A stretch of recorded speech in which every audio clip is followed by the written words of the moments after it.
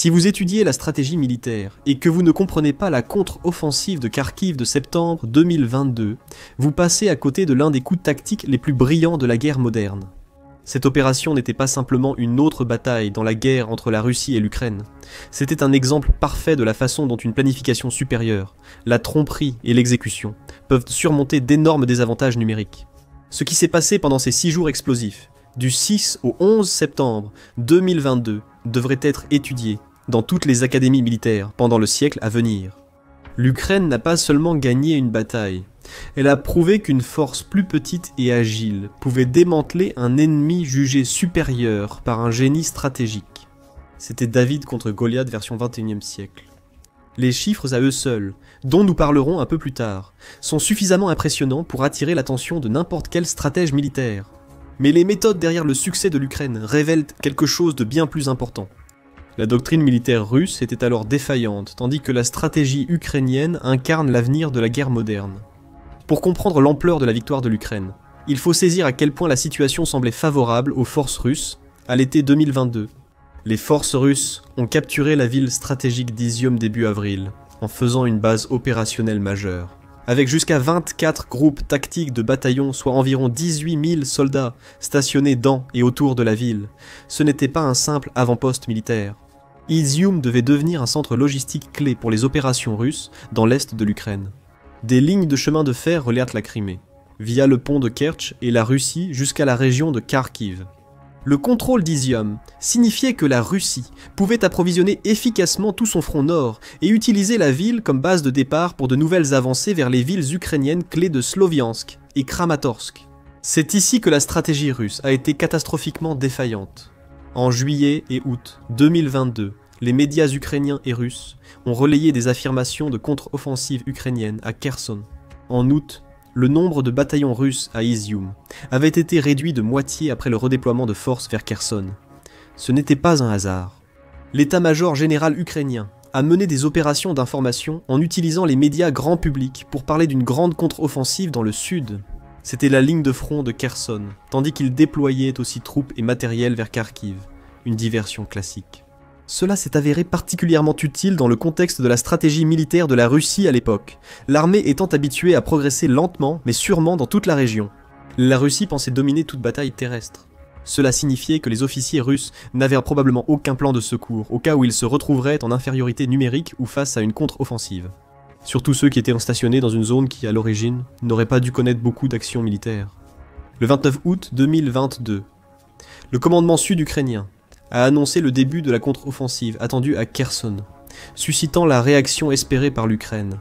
La Russie redéployait alors frénétiquement ses meilleures unités vers le sud, laissant Kharkiv défendu par des forces de second ordre. Tandis que les commandants russes étaient trompés par la stratégie ukrainienne, un homme préparait discrètement l'une des opérations militaires les plus efficaces de l'histoire moderne. En septembre 2022, Alexandre Syrski, chargé de défendre Kiev au début de l'invasion, a ensuite reçu le titre de héros de l'Ukraine. Pour ses services, il a été nommé commandant des forces terrestres à Kharkiv. La contre-offensive a été menée sous son commandement, et Syrski était considéré comme son architecte.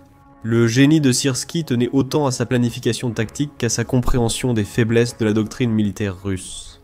Depuis le printemps 2022, Syrski envisageait la possibilité d'une opération offensive au nord de Balaklia et d'Izium, qui menacerait les forces russes dans les 2 villes d'encerclement. En été, l'état-major ukrainien a demandé à ses commandants de suggérer des diversions pour éloigner les forces russes de Kherson. Syrski a présenté son idée, mais son plan dépassait largement les aspects tactiques. Le plan de Syrski prévoyait une avancée rapide qui évitait les attaques directes contre les villes et les cités, afin d'éviter les pertes. Cette approche démontrait une compréhension sophistiquée des principes de la guerre moderne. L'élan et l'impact psychologique comptent plus que les combats urbains acharnés. La préparation a montré une attention méticuleuse aux détails, décisive. Avant l'opération, chaque brigade d'assaut a reçu au moins 8 obusiers, M777, ce qui n'était pas un hasard. Cela garantissait aux forces ukrainiennes une supériorité de feu au point de contact, permettant de percer rapidement les lignes russes, signe d'une offensive totale prête. Le 6 septembre 2022, les forces ukrainiennes ont lancé l'attaque, avançant sur le territoire occupé par les Russes, et prenant les envahisseurs par surprise. Après s'être regroupées à 16 km au nord-ouest de Balakilia, les troupes ukrainiennes ont lancé une contre-offensive dans l'oblast de Kharkiv, repoussant les Russes jusqu'à la rive gauche des rivières Donets, Seradnaya, Balakaya. Les forces ukrainiennes impliquées comprenaient les forces spéciales ukrainiennes, ainsi que des chars, des véhicules blindés de transport de troupes et des soldats de la 92e brigade mécanisée. La percée a été dévastatrice.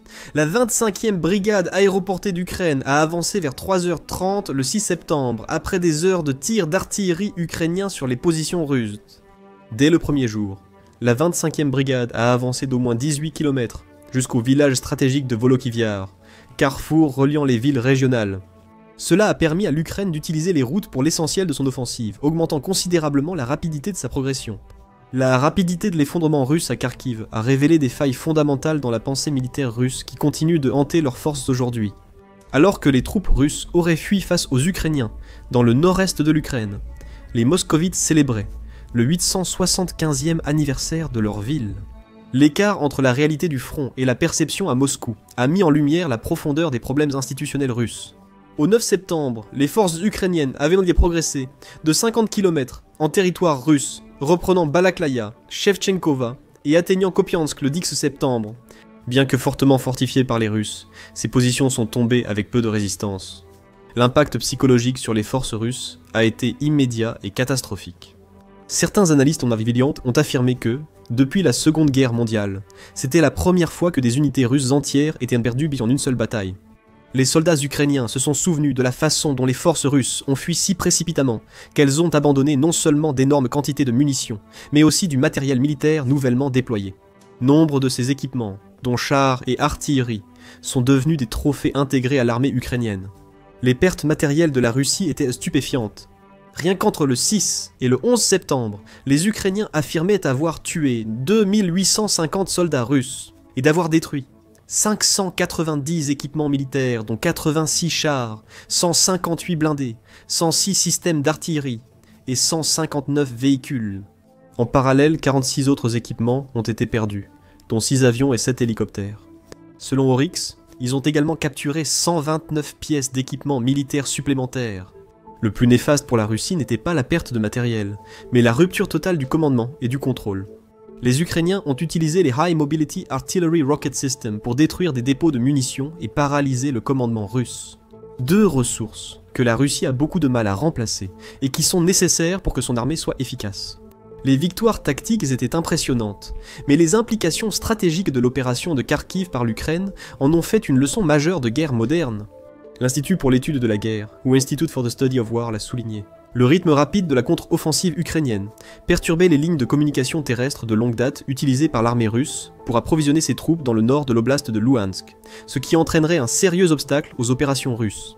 Il ne s'agissait pas seulement de reprendre du territoire, mais de démanteler systématiquement la capacité de la Russie à mener des opérations militaires cohérentes sur l'ensemble du front Est. L'avancée rapide s'est poursuivie, les forces ukrainiennes reprenant Izium et sécurisant l'accès à la rivière Oskil. Au 11 septembre, les forces ukrainiennes avaient percé jusqu'à 72 km dans les lignes russes et repris plus de 3000 km² de territoire. La prise de Kopiansk a gravement affecté la logistique russe car c'était un nœud ferroviaire. Sa perte empêchait la Russie de déplacer troupes et équipements vers Izium, laissant la ville presque sans défense pendant l'invasion. Sans ligne d'approvisionnement fiable, toute la logistique autour de la région de Kharkiv occupée par la Russie pourrait être menacée par l'Ukraine. Les soldats russes devraient avancer sans la plupart de leur équipement et fournitures, les rendant impuissants face aux Ukrainiens.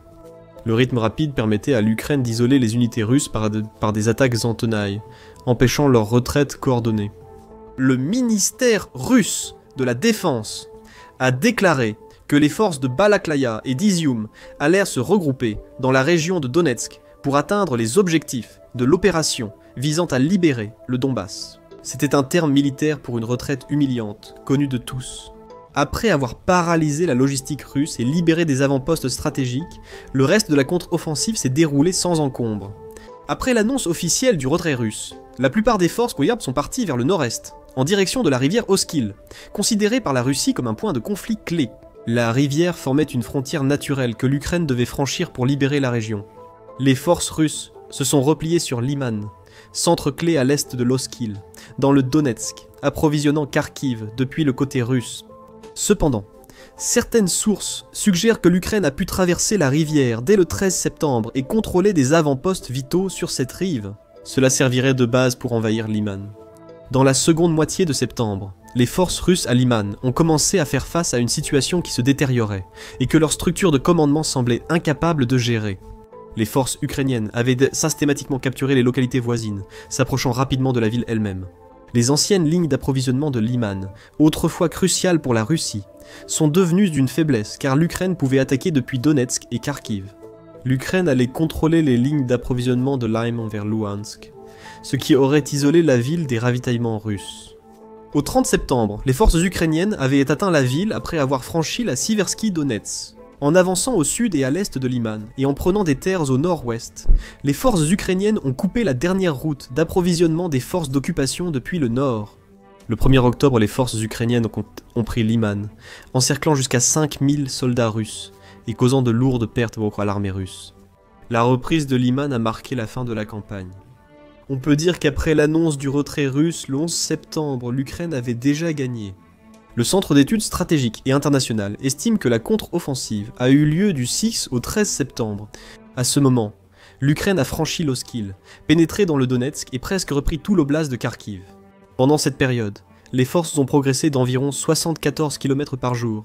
Le Centre d'études stratégiques et internationales estime que c'est l'opération offensive la plus rapide, en plus d'un siècle de guerre, illustrant l'efficacité de la stratégie ukrainienne. L'opération a été une véritable révélation. La contre-offensive de Kharkiv a confirmé une vérité que les stratèges militaires soupçonnaient sans l'avoir jamais observée aussi nettement. La supériorité numérique est inutile si votre doctrine est défaillante. La Russie semblait avoir un net avantage en entrant dans cette bataille, plus de troupes, d'artillerie, de chars et d'avions.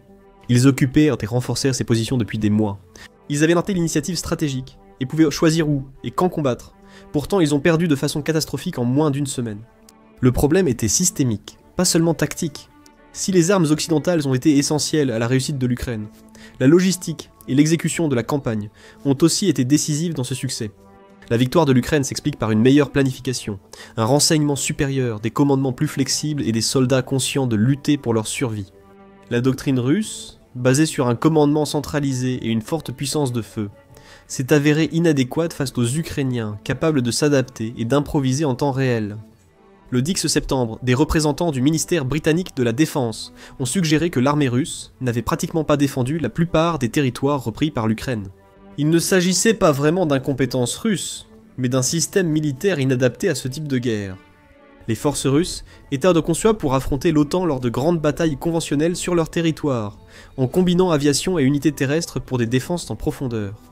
Dans ce scénario, la Russie mènerait une guerre plus défensive, profitant de l'avantage du terrain et de défense aérienne contre les armes occidentales coûteuses. Cependant, cette doctrine ne visait pas à défendre un territoire contre un adversaire adaptatif, technologiquement avancé et déterminé à survivre. L'aspect le plus sophistiqué de l'opération de Kharkiv menée par l'Ukraine fut sa manipulation de la prise de décision russe par une brillante guerre de l'information. Le subterfuge consistant à utiliser des publications sur les réseaux sociaux, ainsi que les médias traditionnels, pour présenter de faux plans militaires, n'était pas une stratégie particulièrement nouvelle en matière de planification de guerre. Mais l'utilisation d'Internet et de l'information produite en masse, qui ne peut pas être vérifiée aussi facilement, est techniquement la marque de fabrique du XXIe siècle. L'Ukraine a utilisé cela pour diminuer la menace perçue par la Russie dans la région de Kharkiv après sa prise. Ces actions ukrainiennes ont aussi révélé un possible déficit de renseignement et de reconnaissance côté russe.